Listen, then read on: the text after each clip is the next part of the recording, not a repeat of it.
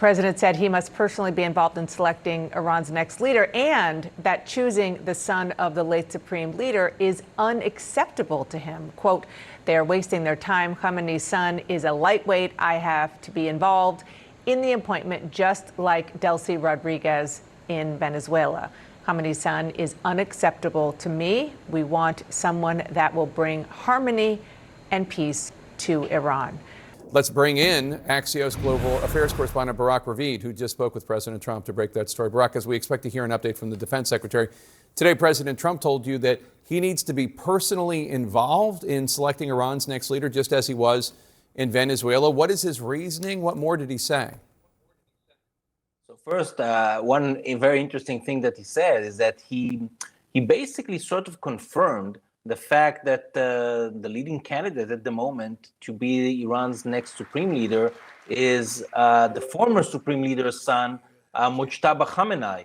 And Trump called Khamenei's son, Mujtaba, a lightweight, and said that it's unacceptable for him that he will be the next supreme leader of Iran. And Trump said, I want to be involved in picking the next leader of Iran like I was involved in Venezuela. And one of the reasons that he gave for this is that he said, I don't want to have there somebody that will have the same policy as the former leader had, that will only get the US in 5 years to a place where it has to go again to war against Iran, because they will rebuild their nuclear facilities, they will rebuild their missile launchers.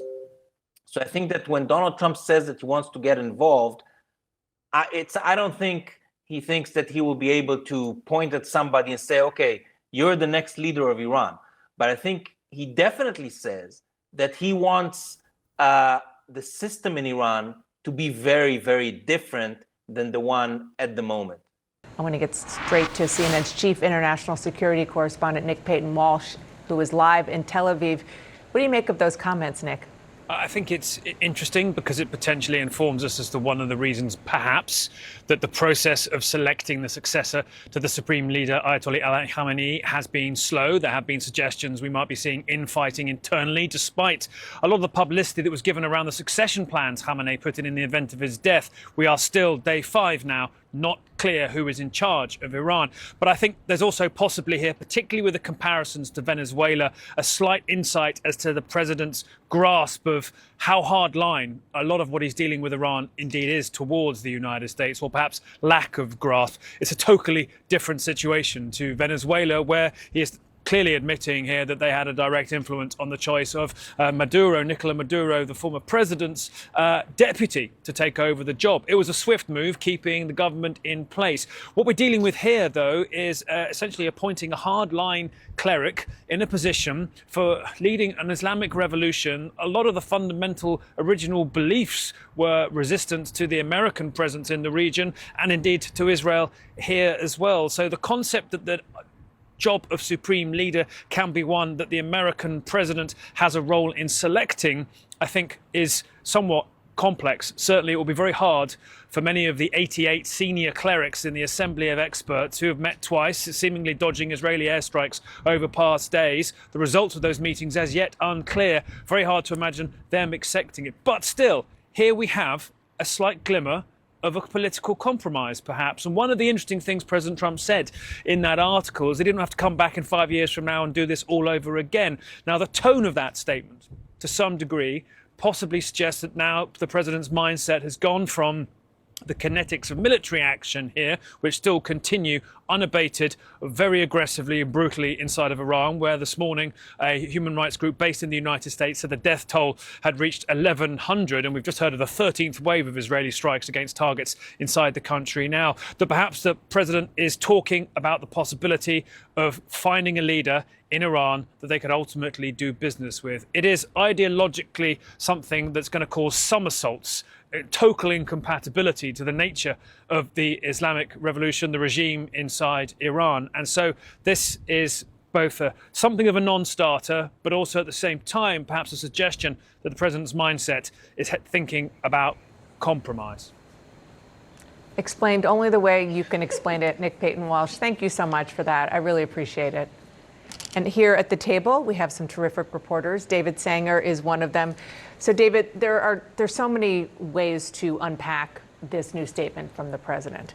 First is one of the things that Nick said, which is that the president's comparison to what happened in Venezuela, which he does deem as a success, even though the Maduro regime is still there. Delcy Rodriguez, it was part of the Maduro regime, but they feel like, they're doing business with her.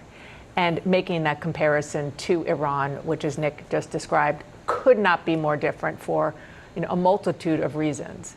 And then the other part of what's interesting about the president's statement is, as we see the sort of evolution of the reasons for war, regime change has kind of fallen by the wayside, and now you're seeing the president bring that back into the conversation.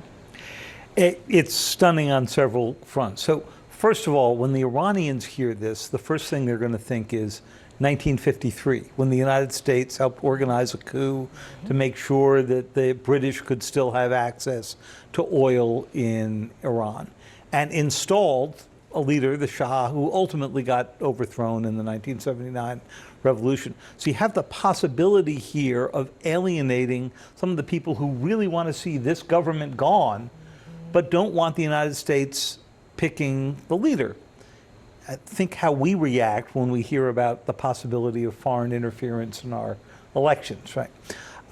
Second problem here is the president's been talking about Venezuela as his model here.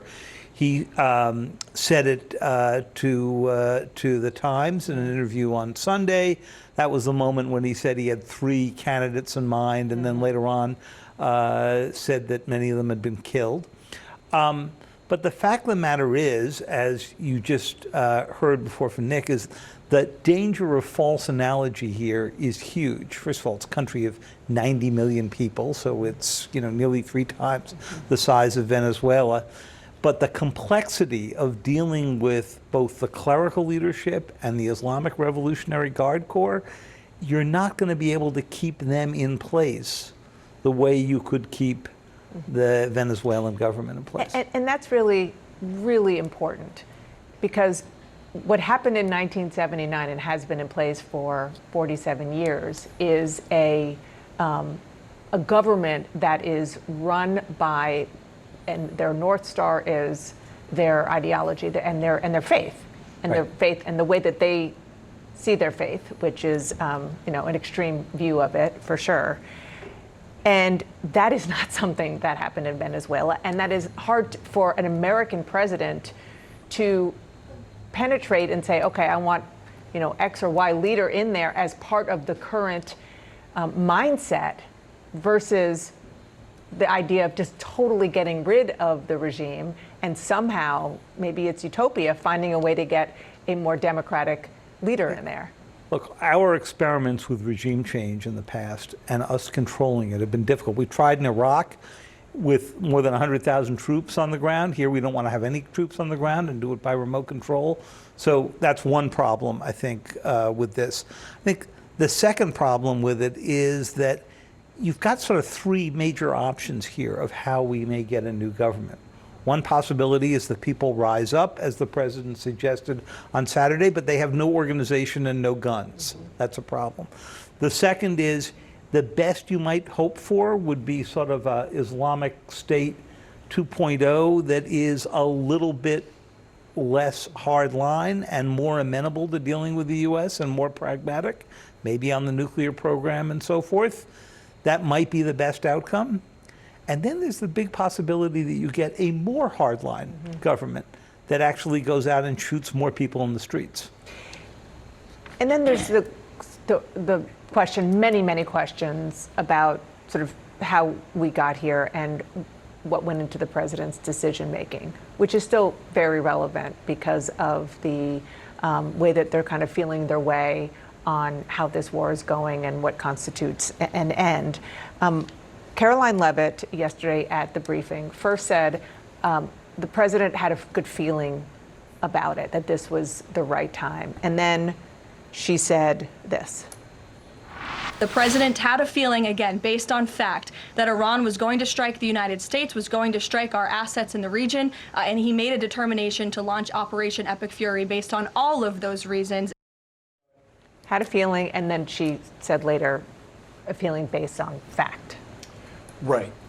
Whatever that fact may have been that drove said feeling or feelings, plural, has not necessarily been conveyed in the briefings that have been given on Capitol Hill in a classified manner, at least as far as we have the sources I've talked to that have been involved in those briefings, just making clear, we're not going to talk about classified information, but there was nothing specific that we saw that would back up an imminent threat to U.S. forces.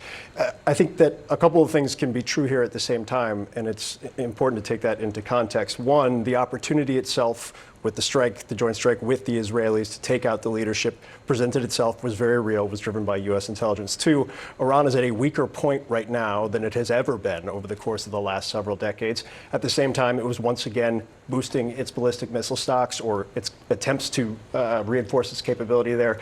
And the U.S. saw an opportunity at the same time where if Israel decided to strike unilaterally, U.S. forces would absolutely be targeted as a response. But none of those things necessarily precipitate an imminent threat in that exact moment. As to the feeling, I actually think that these things all connect with Barak's reporting, David's reporting on Venezuela. I've heard repeatedly, and at first didn't really take it that seriously, but that the run the president is on in foreign policy contributed heavily to the, hey, I'm hot, let's keep going, let's keep going. And I think the risk in that could probably fill up a history book on some level at some point, but just real quick, let me translate what MPW and David are trying to diplomatically analyze. It's not tethered to reality. Any comparative to Venezuela, their leadership, their types of government, the hemispheric location, any of that type of stuff. And I think that's right now where a lot of people are trying to grasp around for what the reality is. Yeah, and this whole concept of his feeling is in part, I think, reacting to some great reporting that you had, David, and your colleagues about Trump's determination to cut through bureaucracy, reduce his advisors to a very small leak-proof few, and trust his instinct over intelligence briefings. And our colleague here at CNN, Adam Kenkren, also had the following, talking about sort of perhaps why we got into this situation where there was a little bit of chaos on White House messaging. Trump officials in the lead up to the weekend strikes warned the president that striking Iran could generate unpredictable political repercussions, stressing that it was difficult to pinpoint how the offensive would play out over time. That's according to people familiar with the matter.